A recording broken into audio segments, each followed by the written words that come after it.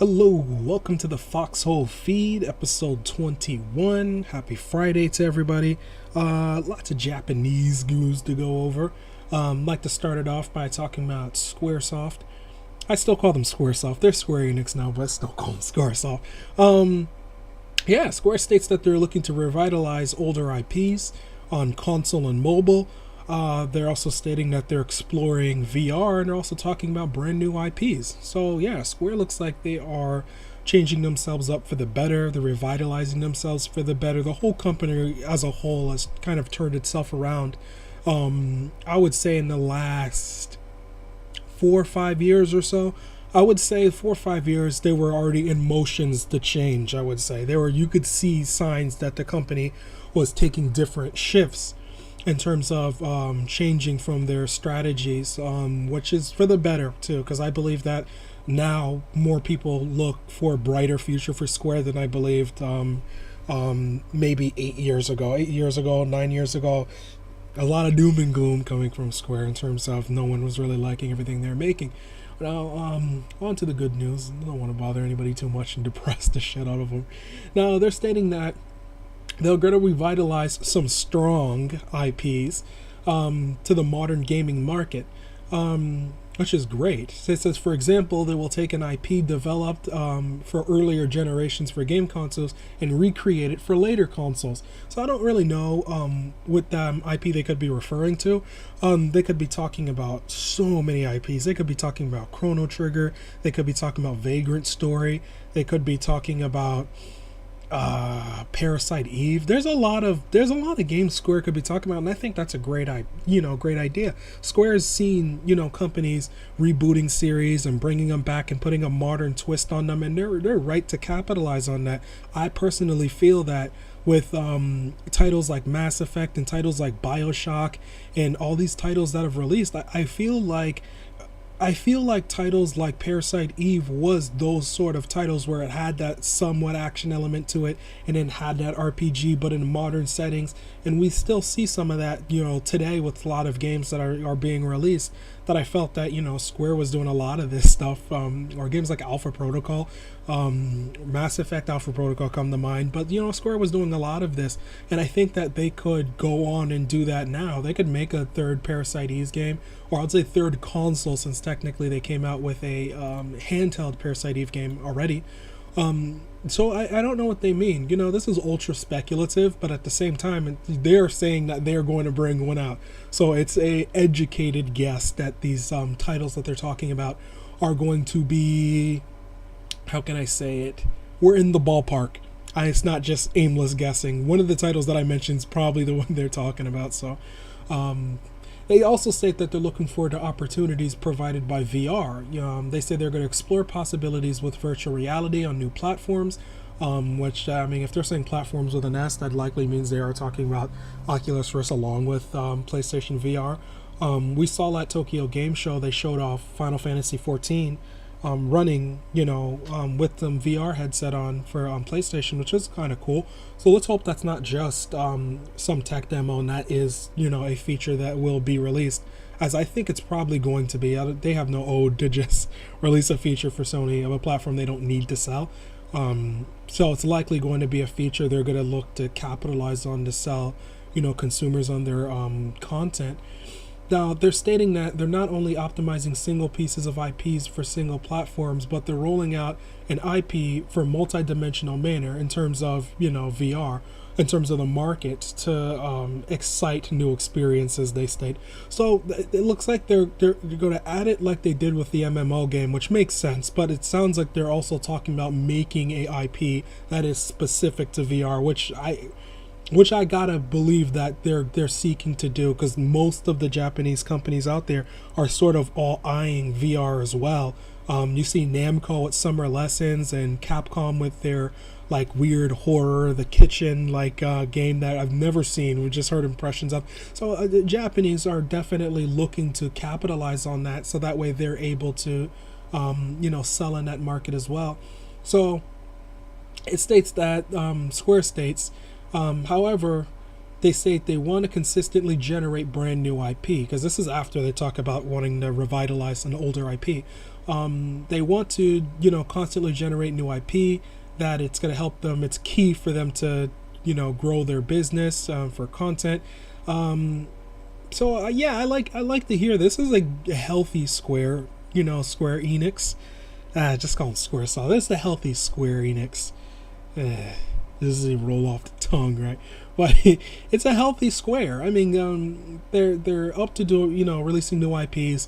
They're talking about revitalizing older series. Bravely Default might be the best example I could give of Square, recognizing we can't redo the wheel. And if we're gonna make action RPGs, completely make that absolutely separate from turn-based. We don't need to always have turn-based. Making turn, we don't need to always have action. Leave the turn-based. For us older otakus out there, we need that. All right. I love Bravely Default. That's one of my favorite Japanese RPGs to release. Maybe all of last generation. I might literally say all of last generation. That was my favorite Japanese RPG release. It offered almost nothing new. Just here's a turn-based game. Here's a nice story. That's all I really want. And I like that Square did that. I'm definitely going to buy Bravely Second. That's a day one for me. So I'm hoping they bring that platform over to consoles, as they've talked about that, in terms of bringing it out. And I hope they do go further with releasing new IP and sort of, building themselves up again. Because I really like this Square. Almost all the major Square titles that are releasing in the future, I'm going to be purchasing, by the way. Which is a complete stark difference than last generation, where I barely bought any, Square titles. I believe I almost completely skipped like all of the Final Fantasy 13s. I didn't play their MMO game, not because it's bad, because I'm just not into MMOs. So there's lots of titles I just didn't play from them, and Bravely Default might be the only title that I bought that was a new title from them. I ended up buying one of their Kingdom Hearts collections, and it's like I found myself buying older titles from them than I did brand new. This is a huge stark difference to what they were doing, last generation, where I was just over them and didn't want anything they had to do with. So they're talking about them, some future growth that they're targeting the upside of the fiscal year. This is going to be ending March 2016. And they got lots of great titles to end that fiscal year. I know everyone's targeting that time period right now too. So they got a lot of things for Europe. They got a lot of things for North America, and a lot of things for Japan. So they're covering all bases on all big genres, and they're doing a great job. Just to end this off, the list of upcoming titles that they have coming out. They have Tomb Raider that is coming out the ending of this year. Rise of the Tomb Raider. If not, that should be coming out really soon, like in the next month or two. They have Just Cause 3, Deus Ex Mankind for next year, Hitman for next year, followed by Final Fantasy 15 and Kingdom Hearts 3 and, Dragon Quest 11. So they got a lot of great titles that are coming up very soon, like next month, and then the next several months, in the beginning of next year, and the ending of next year, and then clearly, presumably, 2017. So, yeah, also they got new IPs in the work. They got VR titles in the work. So Square's really, really turned itself around. This is really good news that I like to hear from them. In other Japanese news, Idea Factory is going to be premiering 2 games at the PlayStation Experience 2015, which is going to be coming December 5th and December 6th. So they're going to be bringing 2 unannounced games. Oh boy, kind of awesome. So if you don't know Idea Factory, they released a lot of weird niche Japanese RPG titles from NIS and I believe maybe Sega, or I might be wrong on that. Maybe Sega didn't publish one of their titles. But they released Hyperdimension Neptunia, and now they're releasing Mega Dimension, like Neptunia 7 for PlayStation 4. I think this is coming out the ending of this year in Japan, and then beginning of next year for us, or maybe the other way around. No, it's already released in Japan. It's coming out to us in the next year. I have no idea what date. They just have 2016 for the date.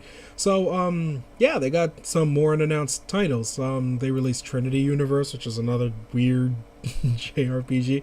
So only thing that we could probably take from this is it's going to be a very weird anime-esque JRPG. Only thing we could possibly take from it, possibly either being published by Sega or NIS. Um, so who knows? Who knows who's going to publish or style this is going to be? Who knows what the title's even going to be? I think the only take we can really take from this is that it's going to be a Japanese RPG. It's as much as we could get in a sea of Japanese RPGs. We are not really in a deficit of JRPGs right now. This is a strange thing to be saying in the beginning of a generation, truthfully, to be saying that we are in a sea of Japanese RPG. The Tales, one of the Tales games just released. Apologize, I don't even remember which Tales game it is. Can't even look it up now.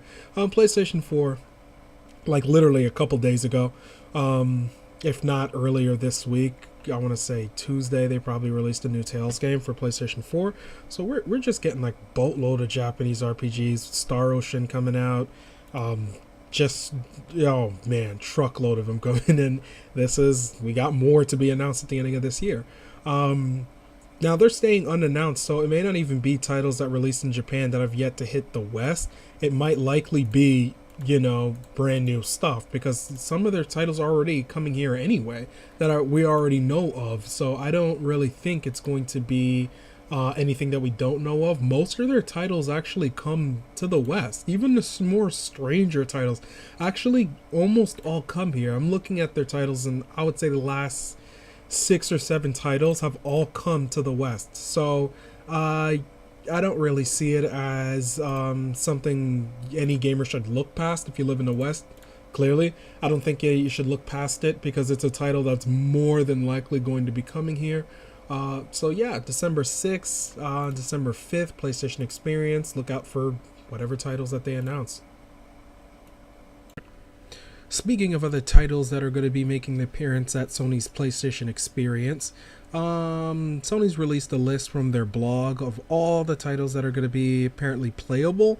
Clearly all the titles, I guess, besides the ones that they're probably going to surprise announce or something. Some surprises. I won't list the entire title because it's a lot of games. I'm not going to sit there and say every single last one of them. Killing Floor 2. I'll say the notable ones. Firewatch, King of Fighters 14 is going to be there, and a 2D RPG side-scroller called Chasm. I have no idea where this game is. I actually assumed this game was supposed to release this year, and for whatever purpose they didn't, and I'm very upset at that. So hopefully that it'll release ending of this year. If not, I'm not even seeing it happening, because they're stating on their site that it's coming out the ending of this year. And clearly, I don't think that is the case anymore. I'm doubtful that it'll just be playable in like December 5th and 6th and then all of a sudden release like 2 weeks later. I don't know if that's going to be the case. Firewatch going to be coming out actually February, I want to say, of next year. So speaking of events, as you guys may know, next week is going to be Sony's Paris event. So the PlayStation Experience, not to be confused with their Paris event that's going to be happening next week. So the PlayStation Experience is going to be December 6th, 5th, and the PlayStation Paris event, which is next week, is going to be the 27th. So that's going to be on a Tuesday. Normally I do my episodes on Mondays. Mondays, Wednesdays, Fridays, just to accumulate whatever interesting news that I find over the week. But with this, we're going to have to stretch it. So we're going to have to do multiple episodes, because there's probably a lot that they're going to announce. Quantic Dreams is probably going to announce something there. I think that Sony Ben might also announce something there. There's a lot of titles I think they might announce over there next week. There's a lot of titles I think they might announce. I don't know of anything about PlayStation Experience in terms of what they might show there.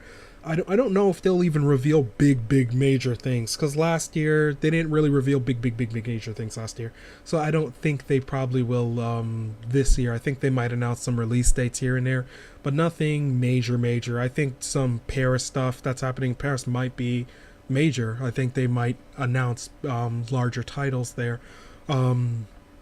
So in light of that actual news, in terms of what you might expect at the Sony game show or at their Paris event next week, I have a link on the bottom that's going to be for a stream, so you guys could basically check it out. It has a little countdown going on, so you guys could see when their event's going to start off. I don't have anything in terms of the stream for their their PlayStation Experience thingy-majig they're doing in December. I'm sure they'll, release all that information next month when they're, closer to it going to be out. But I'm sure we're going to be able to get links to that easily. So yeah, it's been episode 21 of the Foxhole Feed. Stay tuned for episode 22 on Monday, 23 special edition on Tuesday, likely Tuesday night. Also 24 on Monday or Wednesday. So we're going to be pretty much bogged down for the beginning of next week, because there's probably going to be lots of news coming from their Paris event. They're also doing a keynote at the PlayStation Experience. I forgot to mention that. I don't know what it's going to be addressing. They haven't said. So yeah, lots of Japanesey news, lots of event news, and yeah, it's been episode 21, and that's game.